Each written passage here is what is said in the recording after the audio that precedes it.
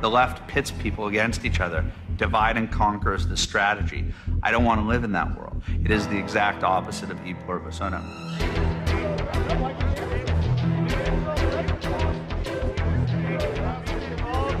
Falsely accused me of being involved in a racial incident. He said you were involved. He said You are racist. He said he worked. You are very racist. He said he And works you're for going to you. be dealt with. He said he works for you. It's going to come to light He said who he works for you you. really are. He It's said he going to works come for to you. light who you really are. Hey, You're just racist. answer one question. Yes or no? What about the fake person? Yes or no? And what the left has stood for with political correctness is to try and get those with whom they disagree to shut up.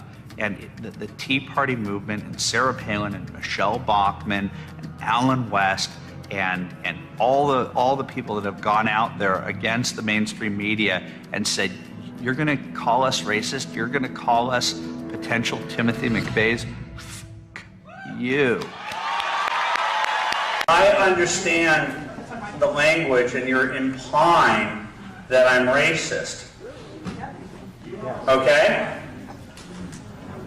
And that is what you are, that is going to be the sum total of your education as you go out there, and you're not going to be able to make anything. And that's what I graduated with my American Studies degree, the ability to judge other Americans as not being sufficiently tolerant because they didn't agree with the left's definition of tolerance. And I'm telling you this, is that you need to understand what multiculturalism is and what political correctness is. And it is cultural Marxism. And it is the translation of Marxist theory from, instead of the haves versus the have-nots. It didn't work in this country. So they created the oppressor versus the oppressed. And so they pitted people in the name of diversity, where they pit Hispanics against each other. Do you know what La Raza is? Do you know what the Reconquistador movement is? It is a racist movement in this country. What about the new Black Panthers, who are supported? They're racist. And the definition of racism is only white people can be racist because black and Hispanics can't be. That is malarkey. They have you thinking in terms of race. They have you thinking in terms of race. Everything is race. There was a world before this that was created. The buildings that were made here were made by people who didn't graduate their colleges obsessed with race. They learned through math. They learned through science how to improve. I'm answering. You had your statement. You had your statement, and I am answering it. You do not interrupt me. This educational system is going to fail you. You will not be able to invent a widget, and you certainly won't be able to build it in this country anymore. They have ruined. I am the ultimate example. I graduated from college believing exactly as you believe, and I walked in from the theoretical world into the real world and realized if I wanted to put rice on the table and pay for my rent, I better get out of this victimhood mentality, and I did. Listen to his media. What's your take on the university system? A lot of conservatives have been garbage. The American research institutions in this country are the best in the land. The engineering departments, the science departments, but the humanities departments in our lifetime have been turned to shit. And these kids I feel sorry for here, who are sitting around with their gender studies degrees and $200,000 in debt, crying that this system failed them, and they did. They won't be able to afford their first down payment on a house until they're 45 years old, but they'll be able to quote Maya Angelou. Opposite of grassroots, which is what this is. And what happened? As their organizers said, get away from him. He's trying to provoke you.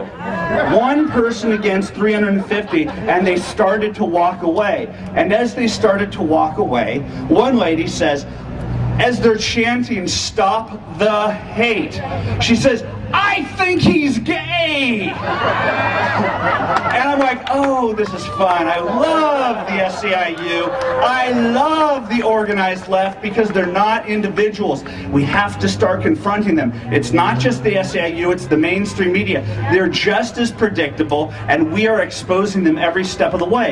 I said, hey, I'm at an anti-hate rally and you just called me gay. That's lovely. Why did you call me gay? Another guy says, because of the way you talk. I go, we've got another winner. And People of all sorts, including my fellow Jews and even white males who offend me with their every act.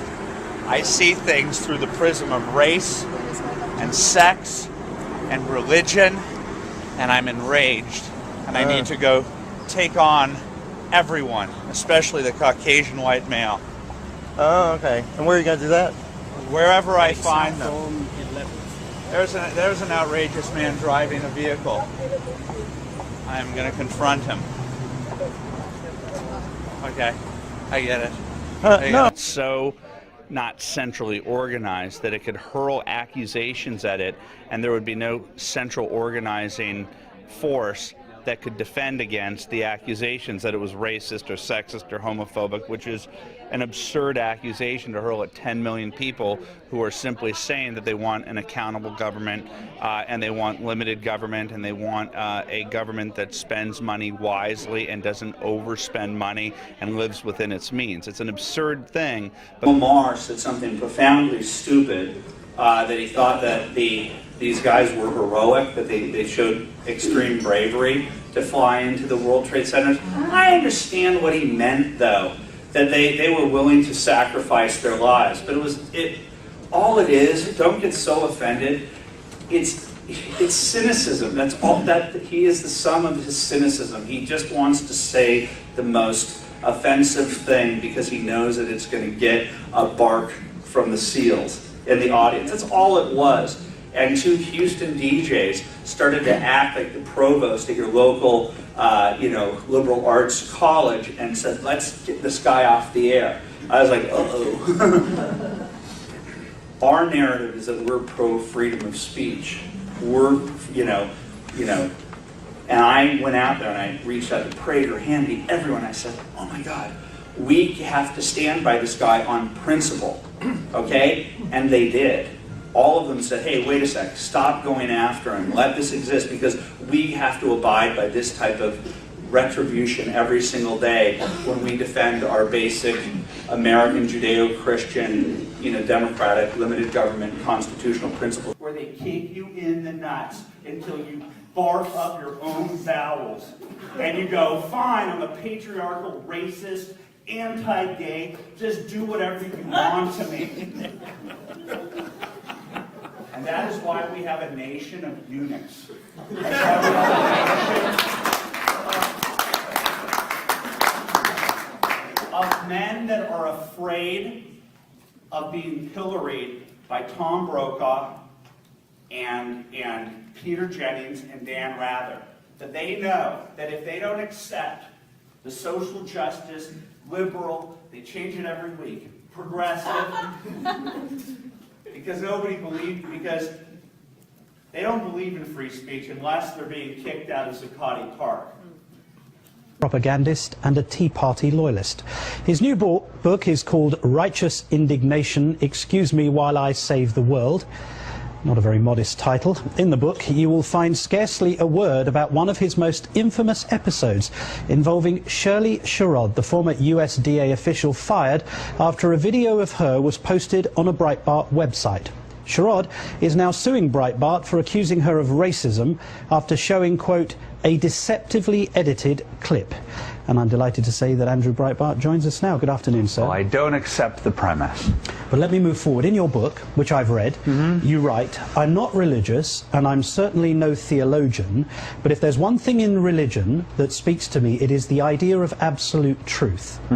We start by uncovering the truth and telling everyone about it. So those are your words. Absolutely. So, You know what you're protesting? How much are you getting paid? You will be the last to find out you've been duped. Enjoy yourself. You don't even know why you're here. You don't understand. understand why you're here. You don't understand why you're here. How much are you getting paid? We know very well How much are you we're getting here. paid? We're not getting paid. paid? We're not paying anybody. Nobody's getting paid. We are here. Are you here to stop the hate? Yes. Are you a hateful man? I'm certainly not. You're hateful. I'm a peaceful man. What are you here for? I am here to stop the hate that Glenn Beck is promulgating. Like in this what? country. One thing that he said that's hateful. One thing that he said that's hateful. One, not 100, one. I'm not going to fall into your trap. One. It's a trap. Truth is a trap. He should not be Why allowed is he a coward? to take Why is he a that from coward? us. Why is he a take coward? that money Why is he a from coward? us. Why is he a coward? Because your you sign pay says everything back to the 10 cowards. times. Why is he a coward? Because Why is he a coward? he stands there on his. I'm asking him. That's what his He sign stands on in his TV show. It just, you know what? Why is he a coward? Your sign has a very clear statement. Why? SEIU. Who here is from SEIU? Gee, do you remember when SEIU beat up Kenneth Gladney, the black man? How did you feel about that? How did you feel about that? That's hatred. That's hatred. That's hatred. Ma'am, are you homophobic? That's hatred. What has Beck lied about? I'm going to go sign by sign. What has he lied about? Name one lie. Probably everything. Probably everything. Good quote. There you go. Is there a single person here willing to back up what your sign has to say? Is there a single person? It's over. Right now, my Twitter feed is already calling me a big fat homosexual. Hello, children at home. No, your dad's not gay. That's how the left rolls. Everybody asks me, why do you retweet? Hey, why do you do that? I can't tell you how many people I admire. And in fact, there's almost no one in the world who I respect more than Hugh Hewitt. And he took me aside the other day and he said, I don't think you should be doing that, Andrew. I don't think you should be doing that. Well, Professor Hewitt, on this issue, I disagree. Because they've held over our heads with contempt the false narrative of their innate tolerance. The least tolerant people you will ever meet in your entire lives. I know it. I live it every single day, and I retweet it to remind them that I know exactly who they are. Farmer dressed and in a family of apes. Are you asking me about this? What do I have to do with it? I want to ask you, what do you think of that image? It's deplorable.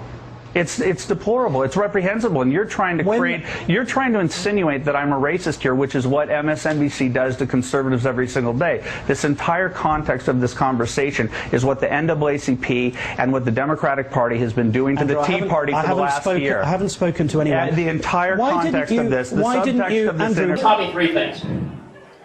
The first was, don't trust the media narrative.